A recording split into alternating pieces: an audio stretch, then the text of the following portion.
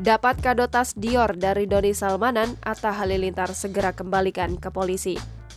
YouTuber Atta Halilintar sempat mendapat kado ulang tahun tas mewah merek Dior dari Doni Salmanan. Hal itu diakui Atta lewat Instagram story-nya. Atta juga mengunggah foto tas yang diberikan Doni kepadanya. Atta berjanji segera mengembalikan tas mewah tersebut ke pihak kepolisian dalam waktu dekat ini. Atta tak menyebutkan detail kapan dia akan mengembalikan tas tersebut.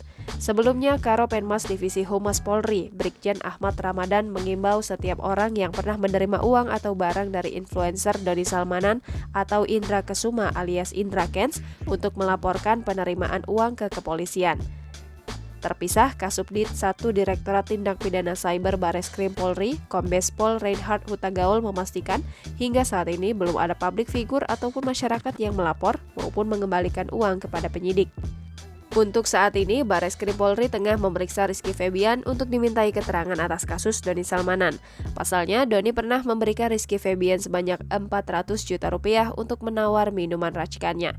Tak hanya itu, Doni Salmanan pada Agustus 2021 menyawer Reza Arab 1 miliar rupiah yang tengah live streaming bermain game Ragnarok 5. Doni Salmanan juga sering muncul dalam beragam proyek lelang yang dilakukan oleh sejumlah artis. Ia juga memberikan amplop tebal berisi dolar kepada Lesti Kejora dan Rizky Bilar di resepsi pernikahan mereka pada September 2021. Doni Salmanan juga pernah membantu musisi Alfie Rev terkait penandaan video klip lagu Wonderland Indonesia.